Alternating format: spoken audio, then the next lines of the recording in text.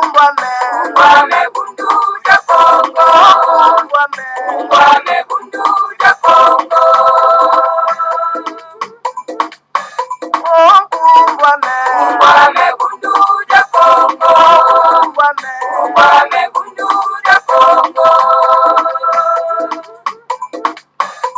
Kikole Kole kukongo ya mwenyika. Kisole ina ya tena mane mumbandwe. Mukuluza kanda ja Kongo. Mukuluza kanda ja Kongo. Vita Kongo ya mwenyizo.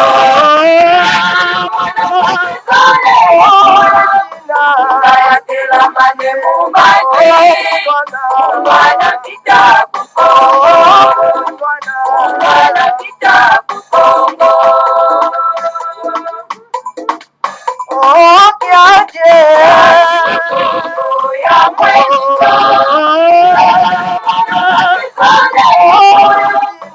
Kayatela mane mumbate.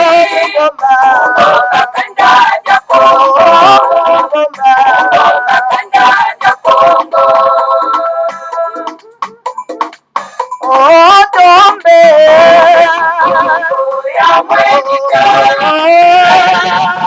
Kisale kayatela mane mumbate. Usoga tembe kukongo. Usoga tembe kukongo. Ungwame bundu ja Kongo. Ungwame bundu ja Kongo. Ungwame bundu ja Kongo. Ungwame bundu ja Kongo. Ungwame bundu ja Kongo. Ungwame bundu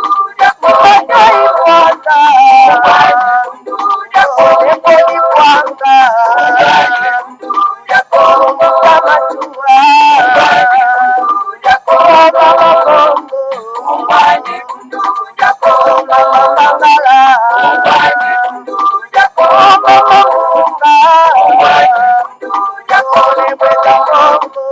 Ungwame bundu ja Kongo. Ungwame bundu ja Kongo. Ungwame bundu ja Kongo. Ungwame bundu ja Kongo. Ungwame bundu ja Kongo. Ungwame bundu ja Kongo. Matondo mingi kumbwame bundu dia Kongo balandi ya Kongo bololo tarabiso wana toyezi susu atuka na tongo ya lelo ya solo penza lelo ezali mokolo mwa lumingo mokolo mwa tuku mibale na mibale ya sanza libwa mobu ya koto mibale na zomi na libwa tokomi bongo na ngongo ya zomi na miniti misato bama batata bandeko balandi ya Kongo bololo ezali wabino mbuta bopele bobala elingi koloba malamu koloba. En tout cas, topesi bino banso bayenge balosako pe bambote na bino banso epa wapi bino obela misolo pena en tout cas na tongo ya lelo mikolo eleki ebele ya solo pena en tout cas bamama tata bandeko sonke tokoka solo pena en tout cas koinforme bino tout simplement parce que boyebi yango malamu ete na kati ya bamboka toya esengeli sikoyo tokenda koluka mai oyo toyaki koya na mboka oyo mama tata bandeko misala yango nyonso osala ke tokoka kozala sur le net te mpona koinforme bino et voilà moi temps epermete lelo avant ke tokende na misala yango bamama batata bandeko yango to obligé mpo de tokoka koya en tout cas na ntongo mpona ete tosola ne plus que 30 minutes na yango bamama batata bandeko bana lisanga timati en tout cas situation ezali trop dramatique na kati na mboka na biso boyebi yango malamu. Alors donc, Monsieur Chilombo a contrôlé situation T. Alors donc, a lui dépassé par les événements. Bon, mon akibino moko donc tourné à Salaki na kati na mboka ya Belgique. Donc, tourmenté. Bama batata bandeko bana isanga donc situation ezali très chaotique. Faut ezali abiso parce que toza kolanda tout mwana nzambe te maye azali koloba mutu makasi matoi mambongele kibiso les nègres oyo bazali solo en tout cas na kati na République fédérale du Congo Union de Timati bama batata bandeko lelo en tout cas tokosola bobele sujet moko pamba te tozali na Congo dieto awa Congo dieto 36 74 oyo ekomami solo mpena na grand maître Fumbwanda Nsemi epai mpe azali kopasula poke ezali kopasuka bamama batata bandeko bana lisanga timati bibon ezali prêt mpona ete kwa kotoboka bamama batata bandeko alors qui vivra verra bamama batata bandeko bana lisanga timati.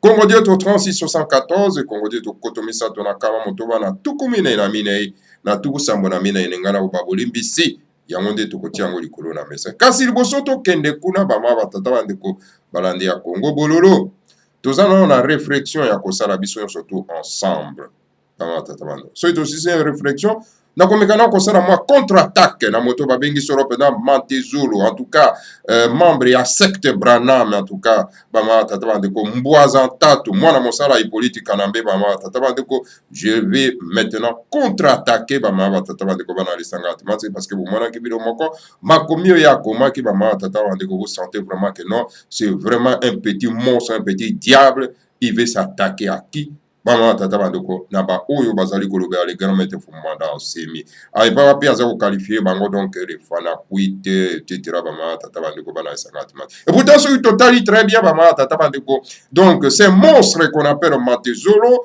bamama tata bandeko mwana ya diable c'est lui qui est le fana kuite d'un étranger politique kanambe na kati ya mboka na biso je vais l'attaquer ce soir ce matin bamama tata bandeko bana esanga timati donc voilà maye oyo to lengeli mpona bino en tout cas tongo ya lelo en tout cas tokende na lombangu na réflexion naotaki kose présenter lepa na bino liboso na bino na botosi nyonso bamama batata bandeko parce que moto azali komitosa esengeli akoka solo mpena kose présenter na nkombo ya lokota ya bakoko na ye moto azali komitosa te ezali moto aza kose présenter na bakombo ya bapaya e tolanda no réflexion oyo ya un chinois na nani na congolais moko bamama batata bandeko bana lisanga timati bongo to ya koleka yoka réflexion wana esengeli koka koteya biso epesa biso mayele parce que ntango tozali koloba na Congo bololo bino bokanisa ah non ce monsieur là exagère donc oh mais non mpona nini tokoki kolata bakombo tolingi te etc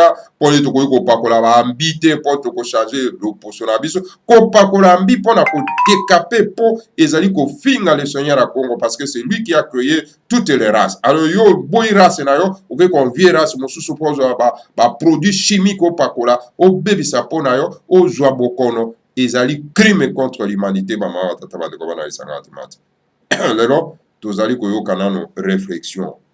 Il y a un Chinois, na Congolais. Toyoka. Alors voilà, un Chinois et un Africain font connaissance en Europe. Et cette conversation va certainement vous choquer, mais la vérité doit nécessairement triompher. Chinois, mon qu'on a Congolais, na Africain. Non, je veux dire, non, mais ce que vous avez bien, c'est vraiment un Congolais qui est là-dedans. Alors, ça, les connaissances na Katia France, parce que Chinois, outil na mboka na bango ya Chine, Afrika oti na mboka na bango ya Afrika kachopa bayi kokuta na siko na kati ya Europe plus particulièrement na kati na mboka ya Paris yoka conversation na bango bamama tata bango tolanda pena na bokebi Chinois wana komona ye Genchi Hong Hong un mono il se présente et pas africain abi komona ngai Genchi Hong Hong alors africain il y a zongisi alobi a chanté. Moi, je me nomme Emmanuel Noël de Souza. Abia a chanté à kokuta nayo. Alors ngai kombo na ngai donc Emmanuel Noël de Souza. Il a se présenté la commune. Alors Chinois répond dans le Bible. Vous n'êtes donc pas africain, mais franco-brésilien. Ah oui, oh. Mais ngara kanisa aux africains, aux andés plutôt franco-brésilien, aux andambo français, ndambo mususu brésilien. Yoka africain yanoli. Si je suis africain, ah, nazananga africain. Oh, Chinois lobi oh. Et vous vous appelez Emmanuel Noël de Souza? Yo africain, mais comment on a Emmanuel Noël de Souza? Yoka Suko africain. Oui, je dois à mes parents ces jolis noms. Alors, alobi même. Ezali fier na ngai mpona parce que ezali kombo oyo baparent na nga bapesaki ngai, kombo kitoko oyo baparent bapesaki ngai. Yoka chinois sikoyo. Même des simples noms qui pourtant n'exigent aucune technique, aucune technologie, vous n'arrivez pas à en produire chez vous. Alors, mais même bakombo o ezo senga ta ke bozala na ba moyen technique te na ba mbongo te na makambo ebele te pona ete boko ko produire pa na bino bozana mesure à ko produire bakombo pa na bino te. Ah, il faut que vous les importiez ou qu'on vous en fasse don. Alors, nous allons donc commencer à les fabriquer chez nous en Chine pour venir, n'est-ce pas, vous les vendre. Il est hors de question que nous laissions ces vastes et rentables marchés des noms aux seuls Européens. Et vous préférez non, parce qu'il y a assez des Européens pour une raison bien connue. C'est-à-dire, made in Chine. In China. Donc, c'est toujours moins cher. Donc, chinois, allez, oh. Donc, même à Combo, vous avez mesure à produire et pas na bino. Donc, il faut pas importer en gros, na mboka ba européen, il faut ba européen ba sa rabino ba Combo. Alors, na yango, donc, biso to ko banda siko ko fabriquer ba Combo na Chine, to ya siko ko teke rabino yango. Parce que to ko tika soro en tout cas, zando wana kitoko boye. Il y a où ils ont ça vraiment mon sur les délais pour être tout tikango seulement na ba européen. Alors donc et d'ailleurs écoute beaucoup préféré il y a biso parce que il y a biso ça toujours mais moins cher hein. Il y a biso to on a biso ça toujours moins cher. Alors tant que bando fabriquer ba kombo kuna to ko teke la bino alors donc bo coûter cher té. Effectivement ba tata bando le mususu lelo yo beaucoup ta ba congolais mususu ba kombo na bango ba jumping hein. Ba jong jeng ba jin joking ba ma tata bande yoka pa africain abi ah vous faites aussi des blagues chez vous ah c'est bien donc hein et que faites-vous ici abi ah il y a moni des blagues abi ah bino pe bo sala pe ma c'est qui pas na bino et là on dit aux sala na mboko ya France chinois répond j'étudie les neurosciences et je m'intéresse aussi beaucoup à la robotique. Je donne aussi des cours sur la civilisation chinoise à l'université de Paris. Et vous? Alors oui, chinois robi bon. Ngai na yena mboko yo pon nazo kotanga neurosciences. Abi nazo ko mi intéressé mingi na makambo etali ba robot, robot hein. Oh tata bande. Alors abi nazo pesa pe cours il y a civilisation na biso, il y a beaucoup na biso na université à Paris. A tuni siko bongo yo africain. Yo ka africain. Je suis un doctorant chercheur. Abi naza docteur chercheur. Sinon Arabi, chercheur en quoi? Abi mais chercheur nanine. Africain répond. Je suis chercheur en littérature française et spécialiste de Victor Hugo. Oh. Yoka africain. Asa ou s'invente. Abi naza chercheur, n'est-ce pas, na littérature française et donc naza pe spécialiste na ikambo etali Victor Hugo. Chinois Abi, comment ça? Abi, ndengeni noa. Alors africain répond. Je commente les œuvres des auteurs français et j'analyse beaucoup Victor Hugo. Alors, nazo tanga ba beaucoup Victor Hugo a comment pe naza ko analyser makambo ye a loba. Yoka sino alobi. Oh. Vous n'êtes pourtant pas un médecin légiste. Pourquoi faites-vous des analyses sur un cadavre? Ah mais osa pourtant pas donc médecin monganga. Mais ndenge nini yo ko kenda ko saraka donc banalize na ba bibembe ya bato. Il y a Victor Hugo. Africain Robi, je lis et fais des recherches dans les écrits de Victor Hugo. Je ne touche pas son cadavre. Hein. D'ailleurs, je ne sais même pas où il est enterré. Albino, tala, nazo salaka ba recherche na moto ba bengi Victor Hugo. Mais De toute façon, na simbaka nzoto na cadavre na été bimbele na simbaka ngote.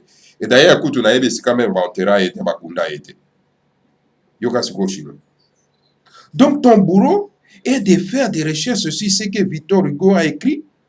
Autrement dit, tu cherches ce que Victor Hugo a déjà trouvé. Quelle paresse intellectuelle.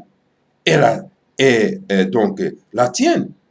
Faites des études utiles pour sauver vos frères de la famine plutôt que de chercher ce que d'autres ont déjà trouvé depuis la nuit des temps. Voilà, chinois ont essayé. Donc, chinois lobby. Donc, yo musana yo, ezali tout simplement comme ça, quand recherche sur Victor Hugo, na makambo ye asila koma, na makambo Victor Hugo asila azwa, mais osa pende tout la penda, muto mayele et tout là. Hein? Ah, mais c'est pas possible.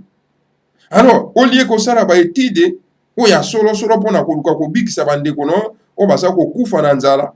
Au lieu luka ndenge nini ya ko trouver solution ya bandeko no baza ko kufa na ba épidémie, hein? Na ba paridisme, na makambo ebele eza ko komela biso na kati ya mboka, yozo bebisa ngonga na tout simplement ko lukaka ndenge Victor Hugo a comment ndenge ni na loba. Ah, mes amis, yoka africain. Vous avez vraiment le sens de l'humour. Enfin, je vous ai approché pour vous inviter à notre culte. Ah, yes, quoi. Donc, il y a ça qu'on minimise Karabi. Ah, vous avez dans le sens de l'humour, hein. Mais de toute façon, bon, on a invité tout simplement pour que dans la culte na biso. Chinois ont ici. Ah, ça tombe très bien. J'ai déjà assisté par curiosité au culte chrétien, musulman, bouddhiste, mais jamais à un culte africain. C'est donc une occasion que je ne raterai pas où aura lieu le culte. Sinon, on a dit, ah, en tout cas, occasion, moi, bien, le coup, nous avons invité à la culte parce qu'on a visité le culte belé, il y a des chrétiens, il y a des musulmans, il y a des bouddhistes, mais quand on a culte, il y a des africains. En tout cas, ils allaient vraiment à l'occasion, moi, qui toko, pour na kwa okendana na culte, wana kwa kotana ne culte africain, n'engeni basambela.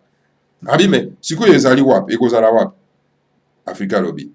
International Church of the Last Stodia of Jesus, dans le 9e arrondissement. Donc, albi ekozala donc na Church of the Last Stodia, na église il y a dernier soldat, il y a Jésus-Christ dans le 9e arrondissement. Chinois a répondu, ah, attends. Tu es en train de m'inviter à l'église. Ah oui, zelana. Osa ko inviter ngai wapi na église. Africa répond, oui, à l'église du grand prophète américain, Vice White, le prophète des grands miracles, le seul homme au monde. Il y a Azako s'est inventé. Ah oui, oh, ah mais oui, Nazako Bing Sayona, na église, il y a prophète monene américain, on a comme on a Vice White, ou azali prophète ou ya sala ba miracle donc lenge na lenge oyo moto moko ta sana kati ya mokili oyo. Et pourtant il y a kati ya mboka na azana fumanda c'est qui fait des miracles plus que même Jésus a bongola kaka vino na mai. Mai e komi vino ba ma tata bando. Tala ndenge aza ko sempatia nègre ya congolais ba ma tata bando ko bana lisanga tumati. Mama. En tout cas, ils assoment. Alors, Chinois répondent, vous n'avez pas aussi une religion propre à vous? Vos prophètes à vous sont aussi étrangers? Mais que vous êtes terribles et misérables, vous les Africains. Je n'aurai plus le temps pour votre culte et je dois vous quitter maintenant. Mais que vous êtes bien habillés. Alobi, bon. Chinois alobi, mais vous allez comme moi. Et nous avons dit, bino boza ta na ba mangomba te. Mangombo ya bino boza na yango te. Boza na ba prophète o ya bino te, boza na ba prophète ya ba paya. Hein? Mais boza vraiment terrible, boza vraiment ba misérable, ba to apasi. Boza pena ba to apasi. Hein? Bino ba africain. En tout cas, na koza Jesus bena na temps vraiment ya kokenda na culte wana te. En tout cas, il faut na tika wana ken. Oh, na moni oza vraiment donc mutu penza ya solo te ba maba tata ba dego bana isanga timati. Et puis na suka tali ya lobi, oh, unati malamu Africa Lobby. Merci. Sur le pan-africain. Abi, merci. Zali, maputa ya biso ba africain. Alors, yoka chinois. Chinois comme ko murmure na motem. C'est en partant. Pauvre africain, il ne sait pas que ce qu'il appelle le pan-africain et dont ils sont fiers sont des tissus hollandais fabriqués dans nos usines en Chine. Tango ya tout die kaka aibisi ka olati kitoko. Yé pas africain za ko s'inventer. Congolais za ko s'inventer abi oui. Wezali maputa. Hein, maputa biso. Tiko chinois comme ko kenda zo mirimira habita. Tara zobo. Ya éviter que maputa wana biso bato tozo fabriquer yango kuna na Chine tozo tinda yango na Hollande. Voilà bama batata bandeko bana lisanga atimati. Comment ça fait-il que monde ko respecter biso? Tango toza komi tosa biso moko te. Tango toza koyebisa bino makambo ya bakombo, makambo ya babiema, makambo ya bamangomba awa, boza kosala matoyi mangongi. Boko préféré na bino bolanda moto lokola Gefa. Bo préféré bolanda bino moto lokola Gefa. Bo préféré bolanda bino moto lokola Konde. Bo préféré bolanda bino lokola bazime, comment ça s'appelle ça? Shibishop. Nani Musengo. Bo préféré bino bolanda bato lokola Mbongo. Marini. Ekofo. Tous ces brakata bama batata bando. Ok, ce sont les gens baza ko aliéné bino bama batata bando ko balanda Congo bolo. Donc bato wana bazo sala ke toza na personnalité te. Et voilà le grand maître Fumandase qui vient. Il y a Kopé Sabiso, son honneur, notre honneur, Kopé Sabiso donc de personnalité, na kolanda ka en tout cas bakoko na biso poto vénéré bango, na kolanda ka culte na biso donc le bundu dia Congo ezali notre culte à nous. Il faut être fier d'être membre ya bundu dia Congo. Il faut être fier d'être adepte ya bundu dia Congo bama tata bande. Parce que vous avez honoré ancêtre na yo. Alors bato ba ko respecter yo bama tata bande. C'est vraiment insensé d'être chrétien. Être musulman, c'est insensé noir. D'être bouddhiste, d'être donc membre de la secte Branham et le Kola Bamatezuro. Alors, moto a yako sabino fierté. Il y a kolak sabino culte nabino. Quitte ancestral nabiso. Soki mota telemi pona koloba, mabe pona ye. Pour consulter, pour vilipender, et Seigneur, il faut saisir, s'il faut l'éliminer physiquement, il faut l'éliminer. Parce que c'est un terroriste. Maman, tata, de comment on a dit hein? Moutou qu'on peut s'habiller en fierté, et que va vilipender, bah, soyez bâti en prison, le Colandenge, Moutou Bamengi, Tamboué Mwamba, un tout Burundais, à Saraki. Et que ce tout Burundais la combat Tamboué Mwamba doit soulever tranquillement dans la terre où ils qu'on a été. Mais il faut se débarrasser de lui. Maman, tata de Kobana Sangati. Le jour que mon lit, moi, tata Nzamba bon tulendo, ou ya solo et la tabino, maman, tata de Ko. Mon lit, moi, ba koko na biso ko la tabino. Vous voyez, ba ko défendre votre intégrité, maman, votre personnalité, votre indépendance spirituelle, culturelle. Maman, tata de Kobana Sangati. Voilà.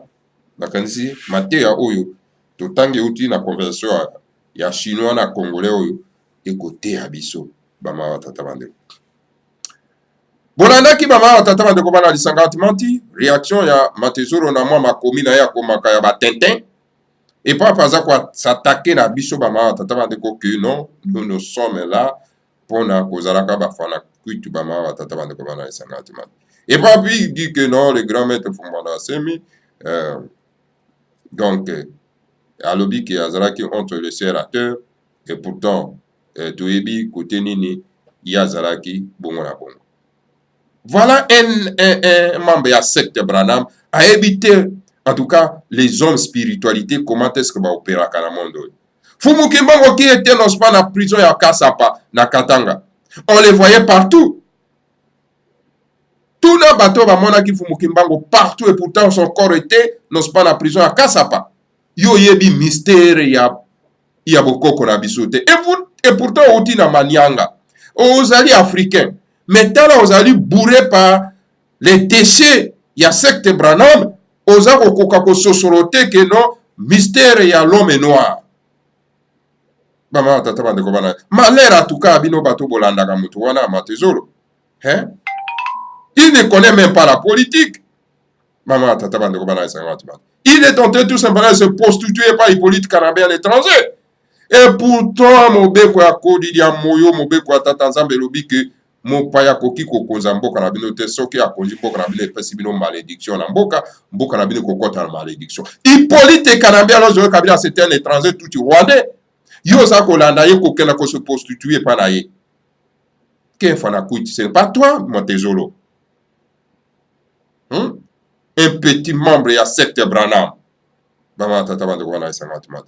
Montezolo était sûr que non Fumwanda a été tué par Hippolyte Kanambe parce que le Colandenge Olenga Koyaka Mwaki Bama Batata Bandeko parce qu'il était sûr que Hippolyte Kanambe aboma Fumwanda Semi et pourtant Baboma na bango tout simplement choisi na ye Bama Batata Bandeko Bana Isanga Atimati. Et c'est pour cette raison moni Matezolo akina koyebisa na député oyo le grand maître Fumwanda Sema pesa la procuration pour azola kayembongo aebisi que non Hippolyte nani Fumwanda Sema sa kufa na elia non to kabala mbongo wana Bama tata bandeko bana lisanga parce qu'il était sûr parce qu'il Hippolyte Kanambe aebisi que non to suite bomie to bois ki ya bana na et pas nani ba kaima ça ba mangando basi balia ye mutune bakena ko enterrer pa ndeko na ye Kagame kuna na Rwanda Bama tata bandeko bana lisanga tumati. Alors tellement qu'il était sûr, et c'est pour ça qu'il propager les messages on a que non, ceux qui bon moni Fumwanda c'est vivant, bokatanga loboko. Mais qu'est-ce que vous attendez à bokata cet individu loboko? Parce que lui-même avait dit. Hein? En tout cas, maman abota mwana oyo. Aza ko regretter so kaza viva aza ko regretter na cimetière. Maman tataba de bana lisanga atumati. Et malheur à au moni ba onyo surtout balanda ka muto ba bengi Matezolo. Ce sont les enfants de Satan, les enfants des diables. Toute personne qui suit Matezolo, il faut l'identifier, c'est un enfant des diables. Ce sont des enfants des diables, de Satan. De Satan. Hein? Alors voilà, comme nous n'avons pas vraiment assez de temps, Tokozong et la Isusu, les Kamboyo et Italie. Matezolo Bama Batata. Alors, fourmis rouges. Les fourmis rouges sont de quoi? De tout Rwandais déguisés en tenue civile. Il y a notamment on a 4 yambo kama yabako konai. Bama Tata Bandekobana Isangatumati. Et ces fourmis rouges, nous allons les décapiter. Nous allons les décapiter. Bama Tata Bando. Voilà en gros. Otukoiko Yebisabino Bama Tata Bandekobana Isangatumati. Tokei soro pena tukana Congo dieto parce que toujours Kimilangonga bama tata bandeko poteto potambango pona kokenda na ba misala bama tata bandeko. Alors, le grand maître Fumwanda Sema uti ko panza poké, pasoli poké lisusu bama tata bandeko. Enfin, le président de l'état de Sundi, Fumwanda Semi, veut maintenant pasula poké, pasula yaka, yekatula mwanzi. Enfin, le grand maître Fumwanda Semi, président de l'État de Sundi, a yesukoko pasura soropenda yaka. L'homme est véritable, la femme est véritable, ce n'est pas son corps physique, mais plutôt Mwanda, l'esprit divin qui est en lui. L'esprit peut changer de pays et naître en Israël, en Allemagne ou au Manyanga. Alors le grand maître Fumwanda Semi moto ya solo penda pe mwasi ya solo penda ezalaka nzoto na ye oyo tomonaka te so mwasi ya solo ezali nzoto na ye obomonaka te bama batata bandeko mais plutôt elimo na ye oyo eza na kati na ye nde yango wana solo penda en tout cas mwasi ya solo moto ya solo mobali ya solo bama batata bandeko parce que bino pe bokenda kobela bapasi omoyeka mwasi kitoko na nzoto est-ce que yo ebi kati na ye kati na eza peut-être ya kopola okoyeba kati na ye na bizaleli bama batata bandeko bana lisanga atimati yango wana tuka mibale esengeli bosalaka keba bama batata bandeko mpona kobalaka basi d'ailleurs kutu mpona koyeba mwasi soki ozali ena hospitalisé okosala même erreur te parce que kati na ye ekomanifeste donc na libanda na mosuni bama tata bandeko c'est-à-dire koyeba ke non mwasi azali malamu azali mabe mobali azali malamu azali mabe kati na ye ezali malamu kati na ye ezali mabe donc okomona kati na ye so eza mabe ekomanifeste na libanda bama batata bandeko so omoni mwasi wana elongo ezalaka kokangama elongo ezalaka likofi faites attention c'est-à-dire kati na eza kopola.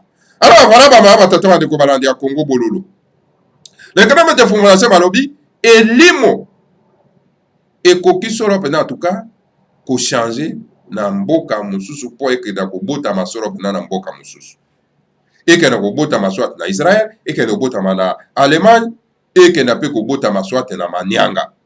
Ainsi moi le maître Jésus mon mandat est né successivement en Israël, en Allemagne et au Manianga. Alobi ngai maître Jésus molimo na ngai ebotami mbala ebele na kati na Israël ebotami na kati na Allemagne ebotami na kati ya Manianga. En Israël, mon mandat était appelé le maître Jésus. En Allemagne, mon mandat a été appelé David Ben Gurion. Et dans le Manianga, on m'appelle grand maître de la sagesse Congo, le mandat Semi.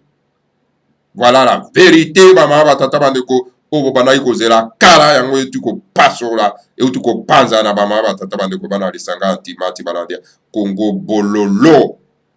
Voilà. Yamona, en tout cas, le grand maître de fondation Malobi, Alobi, Ngai, le maître Jésus, Eli Monangai, et Botaman Balebe, na kati na mboka na Israël, na Allemagne, pe na Manianga. Na kati na mboka na Israël, Eli Monangai, babengaki yango maître Jésus. Na Allemagne, Eli Monangai, babengi yango solo penda David Ben Gurion. Et na kati ya Manianga, bazali kobenga ngai lelo, maître de la sagesse Congo, Fumu Mwandansemi ne Mwandansemi. Voilà, bama batata bandeko bana isanga atmati. Bino boza ko belelaka, Jésus azali wapi, azali nazela, makoli azali nazela, yewana a se manifester na kati ya le grand maître Fumu Mwandansemi. Babata isusu tembea. Lorsque j'ai fonctionné en Israël, en tant que le maître Jésus, je disais ceci que vous connaîtrez la vérité et la vérité vous en franchira. La vérité vous rendra libre. Je vais maintenant proclamer la vérité crue. Le voici. Abitango nazalaki na mboka na Israël. Eli monanga tango nazalaki na mboka na Israël. Na kombo na Jésus, na lobaka ete boko yeba bosembo eke bosembo eko kango la bino. Alors, yango na Yesu koyo koyebisa bino bosembo étant que l'homme libre pour ete kwa ko kango la bino. Na Yesu koyebisa bino bosembo pour ete kwa ko kango la bino. Je vais maintenant proclamer la vérité. Na Yesu koyebisa bosolo. Alors, yango yo. Alassane Ouattara de la Côte d'Ivoire n'est pas un Ivoirien. Alassane Ouattara, kuna na mboka ya Côte d'Ivoire, azali na ye Ivoirien te. Tolobaka na bino, c'est un Burkinabé, azali Burkinabé, auti na Burkina Faso. Kabila n'est pas un Congolais, c'est un Rwandais, un touti Rwandais. Kabila na kombo ya Hippolyte Kanambe azali Congolais te, azali touti Rwandais. Kongo kotala bandeko na biso baza kokenda ko vénérer ye na Kingakati, baza kokenda ko vénérer partout, bakomi kosala kobe komisa ye lokola nzambe kosala molongo, ba mama batata bandeko oyo bozo bakizengi ozala kati na mboka ya Congo, ba mama batata bandeko toko suka wapi na buzengi ya boye pe bato wana nyonso to batenga na ba université bandeko ba perroquet devant un petit tout rwandais. João Lorenzo n'est pas un Angolais. C'est un gendarme katangais qui a frauduleusement pris la nationalité angolaise. João Lorenzo azali Angolais T. C'est un, donc, moto babengi, solo en tout cas, gendarme katangais. Oyo azwaka nationalité na ndenge ya lokuta. akoma na ye angolais bama batata bandeko na ndenge ya lokuta. Félix Tshisekedi n'a pas du tout gagné les élections. Tshilombo a gagné bamaponami te. Donc azana moyibi ayiba maponami. Donc mais bama batata bandeko ezali matata n'a pas gagné les élections. Mais c'est le Burundais Vital Kamerhe Kabila et l'Occident qui ont voulu que c'est Félix Tshisekedi et non Martin Fayulu qui doit forcément devenir le faux président de la République démocratique du Congo, qui a dit le grand maître Fumumada Seme Alobi Tshisekedi a gagné dans l'élection de ma bonamité. A gagné ma bonamité. Mais Zalinde Burundais na kombo ya Vital Kamerhe, c'est un Burundais. Na Hippolyte Kanambe alias Joseph Kabila. Na bamindele bango te balinga qui était en tout cas monsieur Tshilombo alias Félix a comme président et non Martin Fayulu. Donc bama batata bandeko bana lisanga timati maizali mawa et par pe bama batata bandeko aya kokoma un faux président de la République démocratique du Congo. Donc Tshilombo alias Félix, c'est un faux président. A gagné ma ponamité. Mokira Mori Moyebian. Et tout mon ensemble vient de proclamer haut et fort. Tshilombo n'a pas gagné les élections. Mais pour Nani Bino, Bamosengo, Bambongo, Bozako cautionner la fausseté na Katiamboka. Au lieu de proclamer haut et fort que monsieur, vous n'avez pas gagné les élections, comme Mamboka n'a pas délu jeté. Alors, donc, démissionner. Et pourquoi les Congolais, un faux président qui n'a pas gagné les élections? Oh, qui a dit dans les nègres qui sont République démocratique du Congo, ils acceptent l'inacceptable comme d'habitude. Qui a dit Mawa.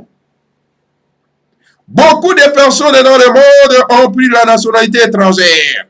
Et puisque les Baloubakat ont donné la nationalité donc katangaise, Molubakat, l'ancien Rwandais Hippolyte Kanambe, devenu Molubakat et ainsi devenu Kabila Kabange, le Molubakat Kabila peut devenir le président de l'État fédéré du Tanganyika. Tandis que l'ancien gendarme katangais Jean Lorenzo devient, en la mémoire de Moïse Tombé, le président de l'État fédéré du Katanga. Tandis que Fayulu devient le président de l'État de Kwango. Alors, bi bapaya mingi na kati na mboka na biso, bazwa na nationalité ya biso ya lokuta bama batata bandeko. Mawa. Beaucoup de personnes dans le monde ont pris la nationalité étrangère. Batombe na moke.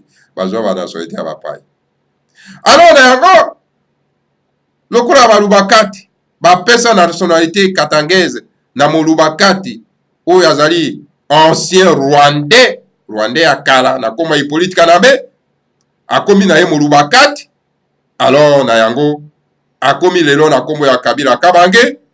Alors molubakati Kabila akoki kokoma na ye président ya État fédéré ya Tanganyika. Mais tandis que moto babengi ancien gendarme Katanga na kombo ya João Lorenzo, en tout cas ye esengeli vraiment donc oyo akomi solo mpena na azali président mokonzi kuna na kati na Angola, oyo azali na mémoire ya Tshombe, bama tata bandeko ye esengeli akoka kokoma président ya État fédéré ya Katanga, tandis que Fayulu akoma na ye président donc ya État fédéré ya Kwango. Tous les Kabila, les Fayulu, les Tshisekedi, les Mwanda Nsemi, le professeur Njoli, les Aber Moleka, les Azuluni Bembe, les Olengankoi, les Kangila, Voya, etc. Nous formerons le présidium de l'Afrique centrale et nous dirigerons tous ensemble la Fédération de l'Afrique centrale de l'ère du Verseau. Ingeta, Ibobo, Ibobo. Bamama batata bandeko balande ya Congo bolo. Le grand maître Fumana sema utiko pasurayaka. Bombe siri kokoya. Alors donc voilà, nyonso, Kabila, Fayulu, Tshisekedi, Mwandansemi, Professeur Njoli, Ben Moleka, Zuluni Bembe, Olenga Nkoyi, tata bandeko, Kigila Waya, bongo na bongo, toko sala solo penza, tata bandeko, Presidium, na kati na Afrique, na katsopa ya kati, et papi toko tambu sabiso nyonso tout, en tout cas, lisanga, ya katsopa ya kati, na ekeke oyo ya kinati masa bama batata bandeko bana lisanga timati. Voilà, maito memela kebino le grand maître Fumana sema utiko pasora yaka. Utiko pasora yaka bama batata bandeko bana lisanga timati to ko cautionner les malaités. Chilombo n'a pas gagné les élections. Hippolyte Kanambe c'était un tout rwandais. Bama batata bandeko lokola zui nationalité ya moluba kati.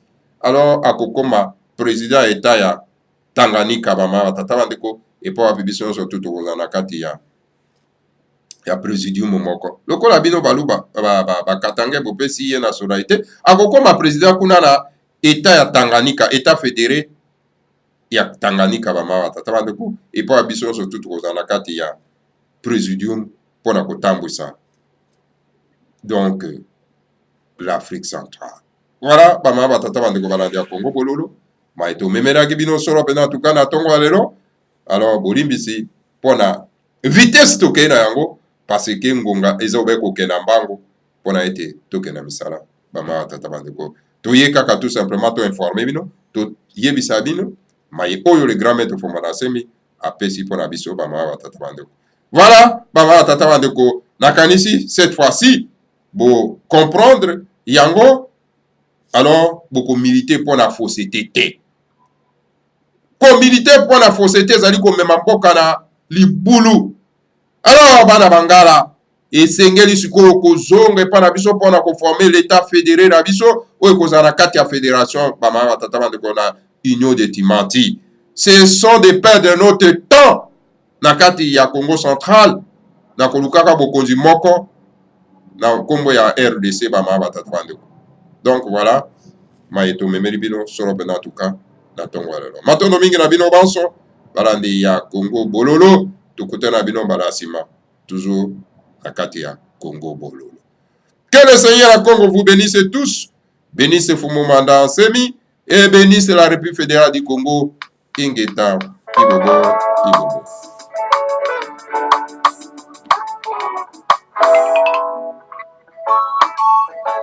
Oh tata nzambe ya mbukutu lelo tala mwetu mana bafrika asiyitilu ye malema nyambudanki tata ngatuvo nyamutapelakana vota proteka ni madana biza watululuka biza watulila ndefi biza watulukisa kadira felika ina ulipasikaka tata nzambe tusila lembo mukimbangu ya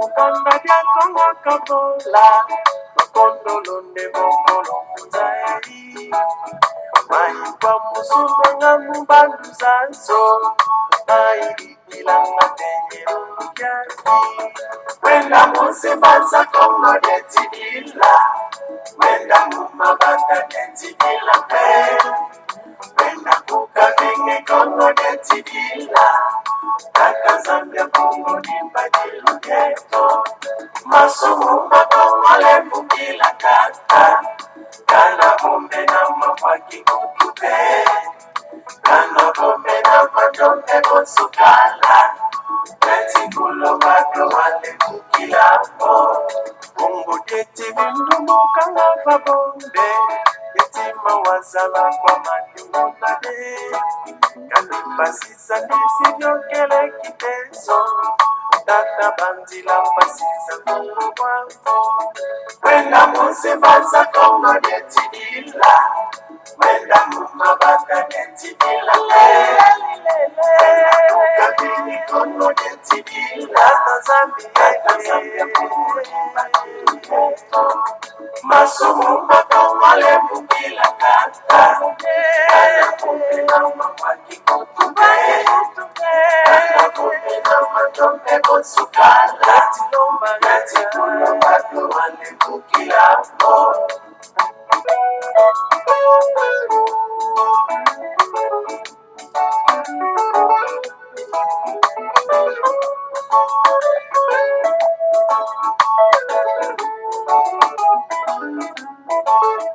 Uwa menga weti kumbanga kukongo, uwa manzanga mubumba wena pe.